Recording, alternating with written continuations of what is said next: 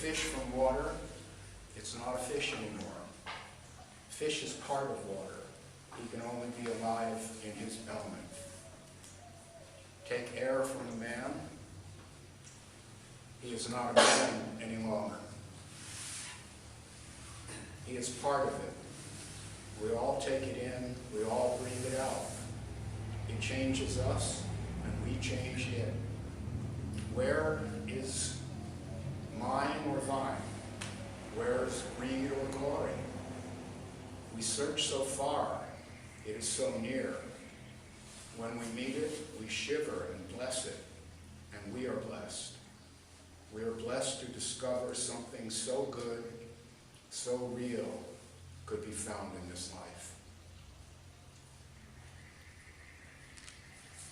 Now, Louise March was not a Buddhist. She was a student of George Gurdjieff. I never met her. She was my teacher's teacher. He wasn't a Buddhist either, and I guess I'm not. But I know that some of you are, probably most of you. So I want to point out that the first two stanzas of this poem express an idea that runs throughout Buddhism and is really an essential part of it. And that is what we call dependent co-origination. Are some of you familiar with that term? If you are, raise your hand. All right. Dependent co-origination simply means what Louise is saying it means. You take a fish from water and there's not a fish anymore. The fish and the water have to be there together. If there's no water, there's no fish. And if there's no fish, perhaps the water would be there, but it wouldn't be an ocean. The ocean and the fish depend on one another. In the same way, as I sit here speaking, I depend on you to be listening. If you're not listening, my speaking goes nowhere. It doesn't really exist. This is very important to understand. We bring each other into being, and we bring the world into being in each moment. I hope to get into that a bit. Speak louder. Okay. I hope to get into that a bit more deeply as we progress here, but I'm going to read Louise's poem one more time. Take a fish from water, it is not a fish anymore. Fish is part of water. He can only be alive in his element. It's okay. Take air from a man, he is not a man any longer. Air is his element. He is part of it. We all take it in and we all breathe it out. It changes us and we change it. Where is mine or thine? Where is greed or glory? We search so far. It is so near. When we meet it, we shiver and bless it. When we meet it, we shiver and bless it. And we are blessed. We are blessed to discover something so good, so real, could be found in this life. That's really beautiful. We are blessed to find that something so real and so good can be found in this life, not some subsequent reincarnation, if you believe in that stuff, but here and now, in this room. If we understand what Louise is saying, here and now is the only time to discover something real and good. If we put this off, it never comes. This is very important to understand because sometimes the idea of a path, a spiritual path, which is not really a bad idea, can be misunderstood so that what needs to be realized here and now, and always here and now, is just put off until after my meditation practice gets a little better, or maybe tomorrow when I'm not so angry, or whatever, yeah? This is a big mistake. It's here and now. It's the only now there is. Now, when Robert asked me to do this, I said yes immediately without really thinking about it. That's just me. I've had this practice actually for the last 25 years of saying yes to everything, unless there's just an immediate red flag. But as long as there's not an immediate red flag, I don't think about it. If you invite me to dinner, I just say yes. It's worked out so far. So I said yes without really thinking about it, but then I started to think about it. And I thought, Robert is a great teacher. He teaches everywhere, all over the world. He's been doing this for years, and I haven't. So what do I have to teach? Not only that, Robert has a tradition to teach. He's a Buddhist, and he can rely on, well, I don't know how many pages there are in the Buddhist canon and the Pali canon, thousands. And he could open the book to any one of those and simply teach that. Seems easy. You just read the book and teach it. Robert's not like that. He makes everything personal, which is why he's such a great teacher. But I cannot rely on that. I have no canon. My teacher was a man by the name of Walter Chappell, and he was Louise March's student. Or perhaps it's better to say that Louise mentored him, because I can't really say that I was Walter's student. It was more that he was my mentor, and I learned what I could from him. So this is what Walter had to say. Actually, Walter only taught me two things. The first thing he taught me was that words can accomplish nothing. The only thing that can save you in this life is your own intention. There isn't anything else. You must have intention. If you don't have an intention, a real intention, that can bring you into an emotional state, it doesn't matter what I say or what you read or what any teacher says. You're not going to move even this far. You feel better about yourself after attending a satsang or a dharma talk, or you read a nice book and it tells you you're perfect. And that feels great for a day or two. And then it wears off, yeah? So you must bring intention to this work, otherwise nothing can happen. So Walter taught me that. You bring your intention. You have to know what your intention is. So let's now take another minute. We'll all close our eyes. And each one of us will attempt as best we can to discover what our intention is for the next hour and a half. Please do this in a serious way. It will help.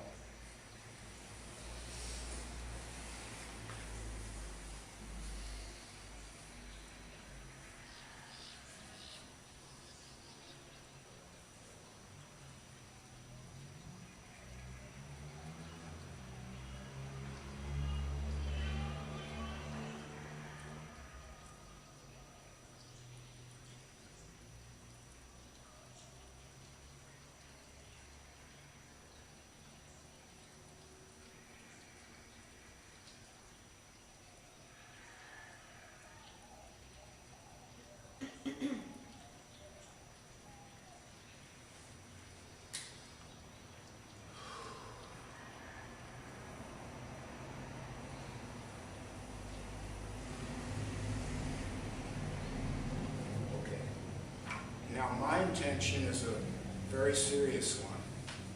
I don't know if I'm up to it or not, so I ask you to bear with me, please.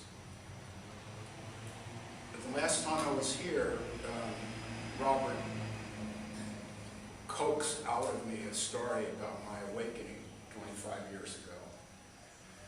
And I say coaxed because I'm getting really tired of that story. The fact is that the story's not true. No story is true, and the more times it's repeated, the less true it is. We all know this, and yet we continue telling stories. And we tell ourselves stories all the time, constantly. Well, I'm not willing to do that. So I'm not willing to say I had this awakening 25 years ago. I'm done with that story. That's the last time I'm ever going to tell that story. Never again. I mean this. What happened to me 25 years ago was not that I awakened, but that I understood something. I understood something that had been said to me by Walter. And now I'm going to share that with you, because it's very simple. And if you have the intention to try to understand what's being said here, and I know some of you really do, I can see that when I'm looking in your eyes. This is what Walter taught me. This is what he said. Discovery is unrepeatable. Being here, always see, creates this presence in a living stream of energy. I repeat it. Although he said discovery is unrepeatable, I will repeat what he said. Discovery is unrepeatable. Being here, always see, creates this presence in a living stream of energy. Okay.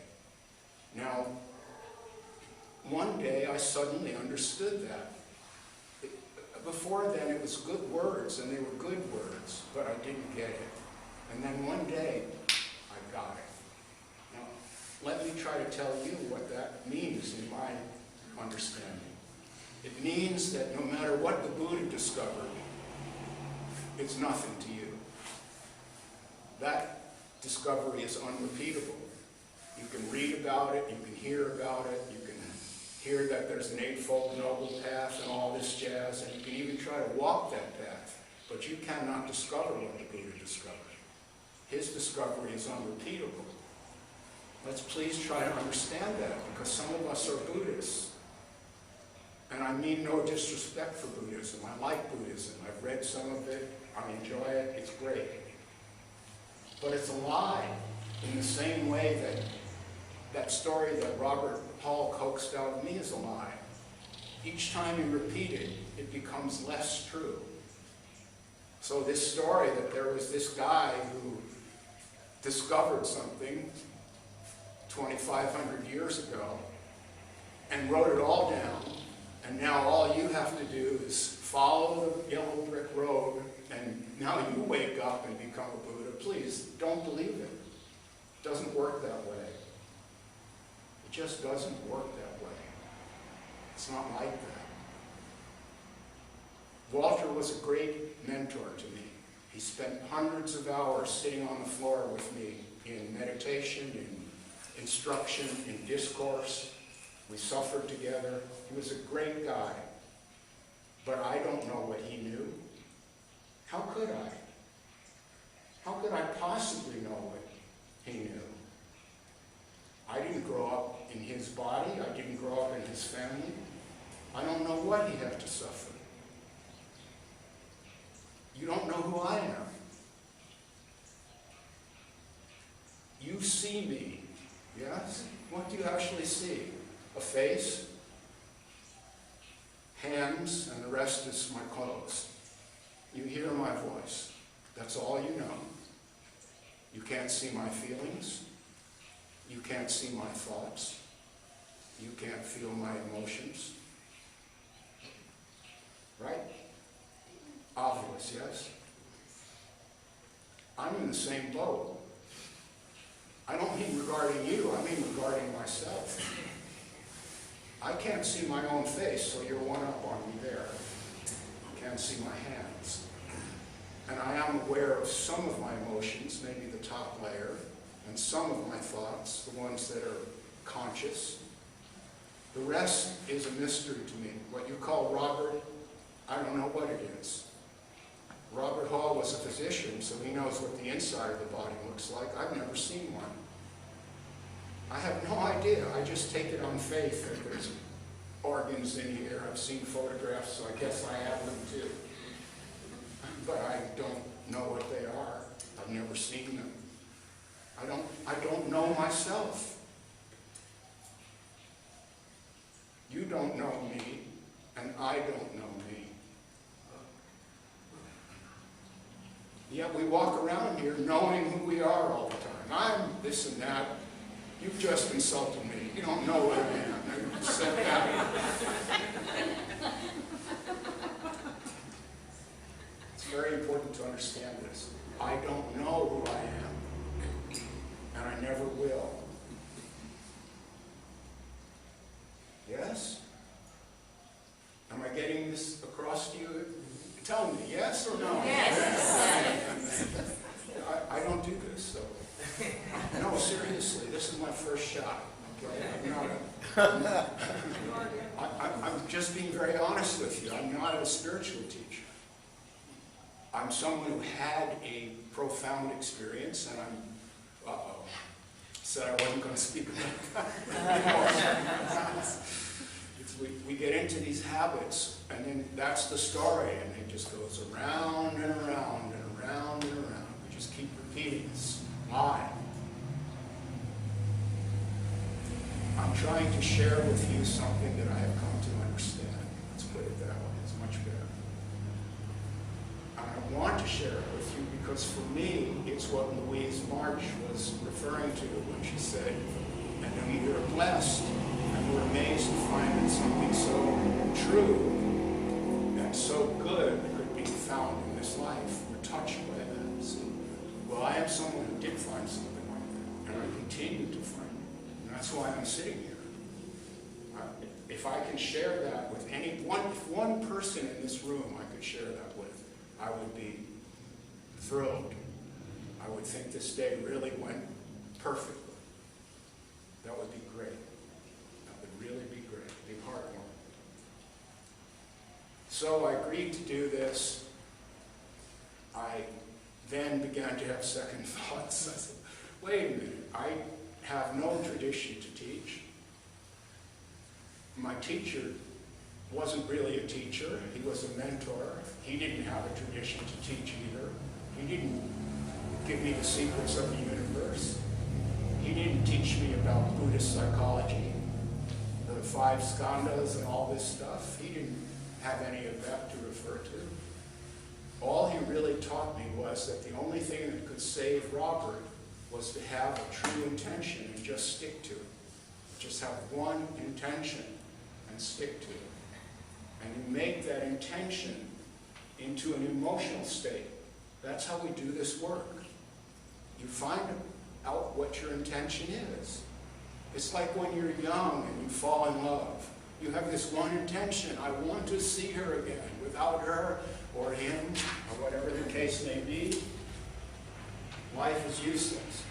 So you put everything into that intention. And if you're lucky, you score.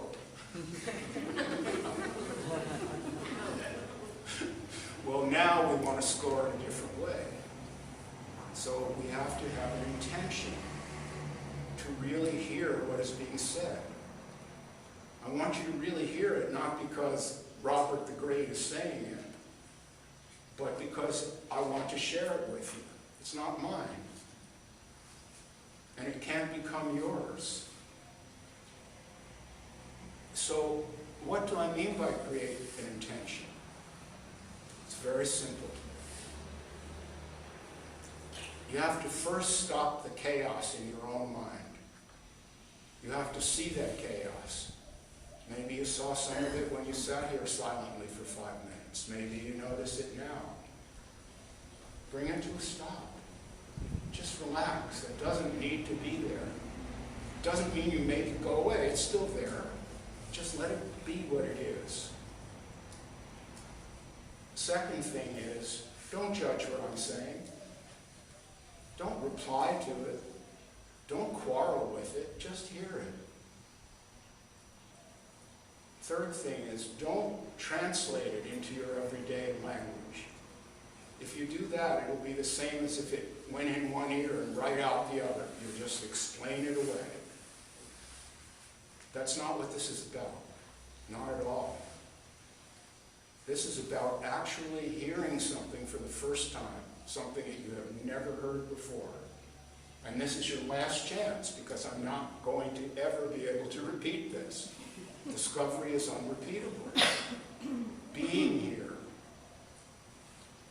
all we see creates this presence in living a stream of energy.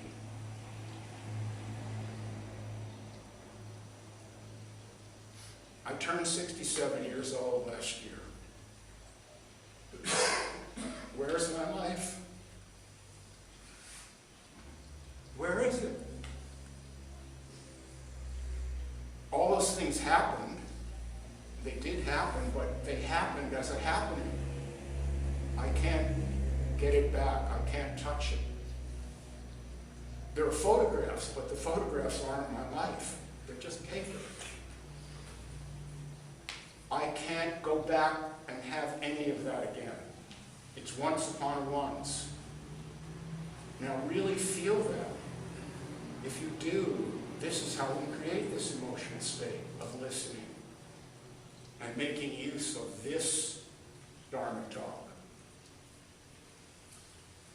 This moment is precious. This moment is precious. It's precious because as soon as it arises, it disappears. And we can't ever get it back again. It has to be touched now or never. This is true of every moment in our lives. I had a cup of coffee this morning. It was great. I enjoyed it. But I can't have that coffee now. It's over. Yeah, I can have another coffee, but it won't be the same coffee. Nothing is ever the same. Nothing is ever the same. This is once upon a once. You're here now. And this is the only now there is. Back in October, I had just recovered from one of these chest things that seems to last down here for maybe a month or two. The doctors don't know what it is, and then you start to feel better. So I started to feel better. So Katanya and I drove down to Cabo San Lucas. We got some great groceries and a couple of bottles of wine. And the idea was, we'll go home and cocoon for 2 or 3 days. We'll party. We'll make some great food. We'll drink the wine, watch a bunch of movies, maybe even fool around a little, you know. Okay, so we get home. I put the vegetables in the sink, turn on the water, and now I'm putting the rest of the stuff, the canned stuff, on the shelf.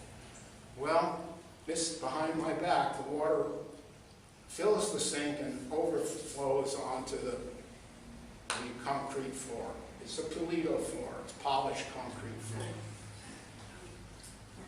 Well, I notice it, so I go running for the sink to turn it off. My feet go out from under me on this floor, and I said, oh shit. And forgive the language, there was one complaint from the time that I was here last. You know, my mind is very strange. It's like a mirror. Whatever it reflects, I can't help it. I mean that. So I said, oh, shit. I'm falling. I don't really remember hitting the back of my head, but when I awakened, there was blood on the back of my head. And I was standing at the sink, apparently having turned off the water while I was unconscious. Well, there goes the party. There wasn't going to be any celebration after that. And frankly, several months later, I'm just about okay. In fact, I might have to read from my notes a little later. So far, so good. We don't like this idea that events control our lives. But it's true. It's true for all of us. We're subject to events. We're not the decider of what happens next. None of us is. If you're more or less young and in good health, it may seem that way because, you know, you're pretty much the same every day. When you start to get a little older and you start to see the signs of decay, you're going to understand, if you haven't until that point, that you are entirely subject to events. And the events are entirely out of your control. Yeah, you can brush your teeth and take vitamins and stuff. Big deal, right? That's the real situation. That's what's called impermanence. It's another Buddhist idea. You can't hold on to anything. You can make your plans. We'll have a big party this weekend, drink some wine, you know, make some good food, watch the TV, you know, all that. Kick back. Then you fall on your head and you're in a different world. That's an emergency. Now you have to get neurological exams and a CAT scan instead of having a party. That is true for all of us. And that's what makes this moment so precious, as I say. I don't see anyone here on the way to the emergency room at the moment. That could happen at any moment. But right now, we're all here. We're all more or less awake. This is the moment to really get it. And that's how we create an emotional state. We understand, what would it be like if some of this got taken away? Then where would I be? And so, thank you. And so, I urge you, while I'm still breathing well enough to speak, and you're all still breathing well enough to listen, to stop the chaos in your mind. Don't translate what I'm saying. Don't quarrel with it, and don't judge it. That's what we call non-judgmental awareness. Just hear it. Later you'll judge it if you want to. You'll write the review later. Go have lunch and talk about Robert Saltzman. How was it? Write the review. But don't do that now. That's all I'm asking you in this regard. Yes? Okay. Now I want to... Oh no, let me go back to that. So Robert presented me with this situation. I said yes. And now I'm in a world of hurt.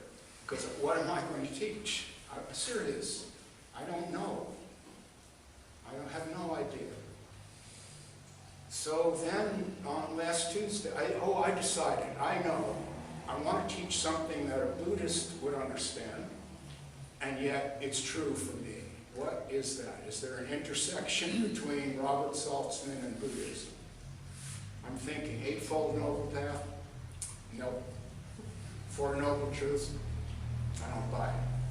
I'll get into that a little later if you like, but that's not me.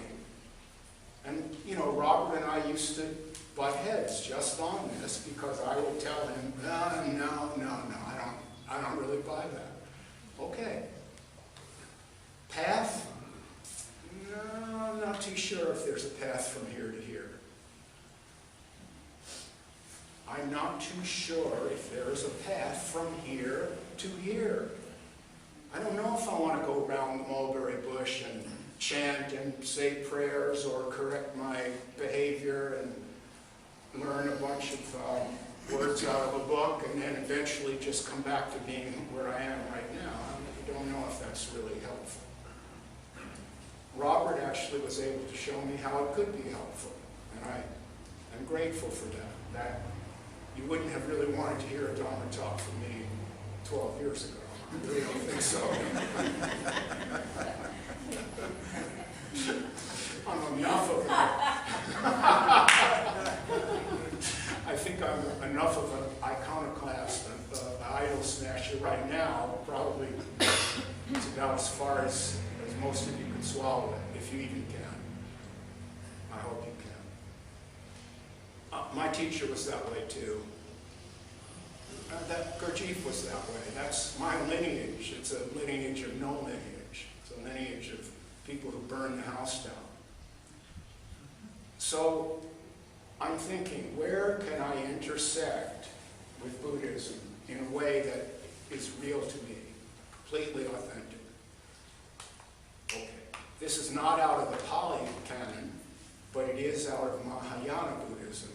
It's probably the most beloved sutra in Mahayana Buddhism, called the Heart Sutra. Now, I had read the Heart Sutra before I had my Great Awakening, which we're not going to talk about anymore.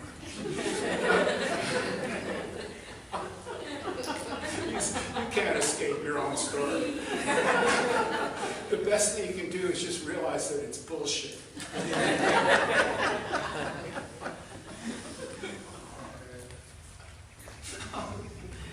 It really is. I'm sorry. I don't mean yours, I mean mine. Yours, of course, is true.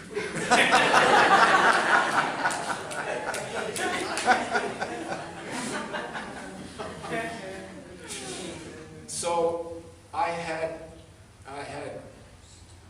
read the Heart Sutra, but I didn't understand what it meant. I couldn't understand what it meant. It's a kind of koan. It doesn't really make sense if you translate it into ordinary language. Then it goes in one ear, as I say, and out the other. If you try to make logical sense out of it, you can't. And yet, when I understood Walter's words, discovery is unrepeatable, being here, all we see, creates this presence in a stream of living stream of energy. When I understood that, then I understood the Heart Sutra. And I hope to be able to get that across to you in the time that we have. So let me read a bit from the Heart Sutra here. I'm not going to read the whole thing, only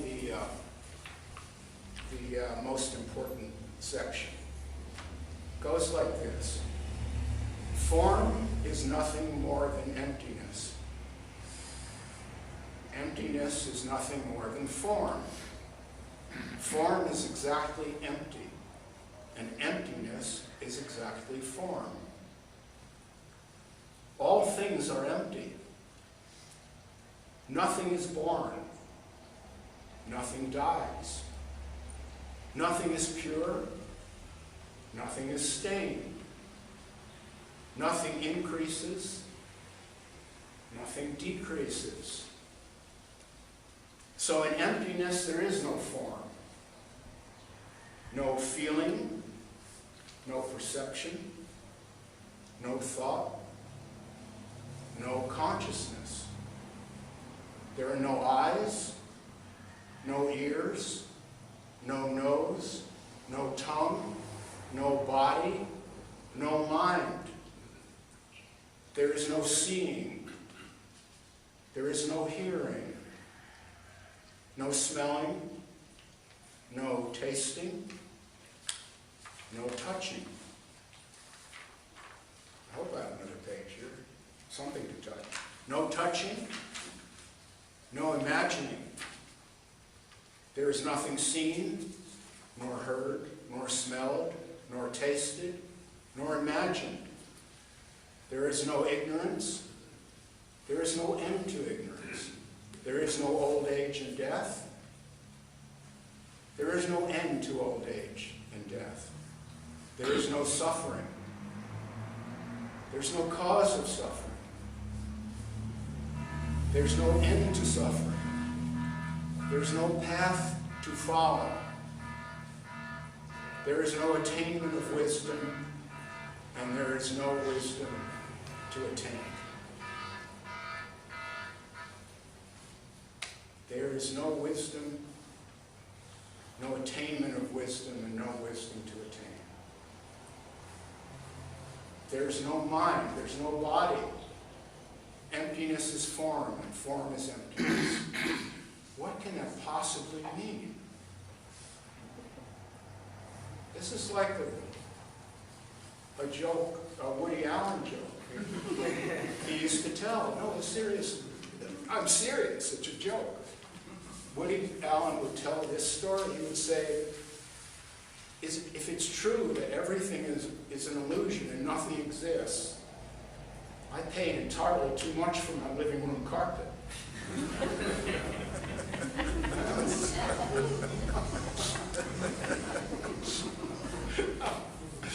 So, that's right. So what does this mean? How can we sit here in a room full of objects, a room full of people, and say, none of that exists? What can that possibly mean? Okay, as I said, I understood it. Bang. That's what really happened. That's the way I understand